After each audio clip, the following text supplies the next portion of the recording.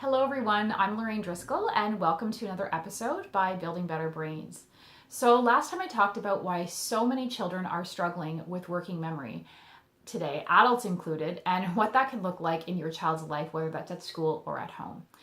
Today I want to talk about what you can do to help improve your child's working memory, and what we're going to talk about specifically today is their auditory memory. So that's in terms of memorizing through what they hear. So the key is to get your child used to retaining information through oral communication. So some children have a strong visual working memory, but when they have to rely solely on their auditory working memory, this is when breakdown can start to occur. So these are the kids who have a hard time remembering instructions at school or at home. And when a story is read to them aloud, they might have difficulty being able to tell you what exactly took place. They're not very good at summarizing. And that can happen to varying degrees. They might know bits and pieces, some nothing at all. So I've mentioned previously, even a person with a strong working memory will likely not be able to remember more than a list of 7 items at a time. They might be able to do that obviously with practice, but just to give it to them and then expect them to remember that right away.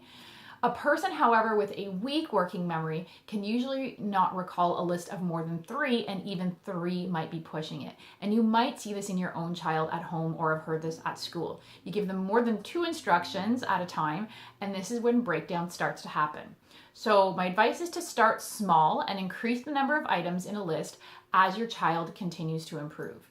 So any activity or game that requires your child to listen to a short set of instructions and then either repeat it back, also seeking out those items or doing some other kind of activity from those oral instructions helps to develop their auditory working memory.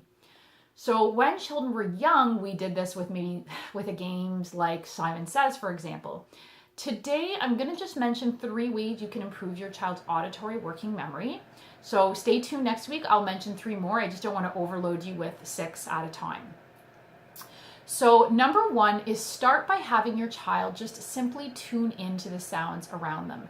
So have them listen perhaps to the sounds in their backyard or the park, and ask them to really pay attention to all the different kinds of sounds that they're hearing. Next, you're going to have them focus on one particular sound while trying to tune out the other sounds and distractions. So you might ask them to just focus on the chirping of birds, or just focus on the humming of cars, or perhaps just to listen to the rustling of the wind in the leaves. Number 2 is to read aloud to your child and to listen to books on tape. There's nothing wrong with that. So this allows your child to take in a story through hearing without relying on any visual cue. So don't even let them see the book. And this will prevent them from relying on other compensations that they have developed over time. Ask them after every few sentences when you've read the story aloud to tell you what is going on in the story or text. So my third or last tip for today is to give your child multiple instructions and see if they can repeat it back in terms of what you have just said. So for example, you might say something like, to make a sandwich, add butter, then add mayonnaise, and then lunch meat, and then add a tomato, and maybe top it with some salt and pepper. And then you're going to ask them to repeat that backwards. Other lists of instructions could be such things as sit down, cross your legs, clap your hands 4 times. So basically, anytime you're getting them to list a series of instructions that they have to just pay attention to and listen to through their ears, basically. They have to remember that just through auditory processing. So this is going to be something that at first might be quite tricky for your child. And so that's why I say start small. Next week, as I mentioned, I will list 3 more things that you can do. And this is not stuff that you have to, tell your child, okay, now you've done your homework and now we're going to work on some brain exercises.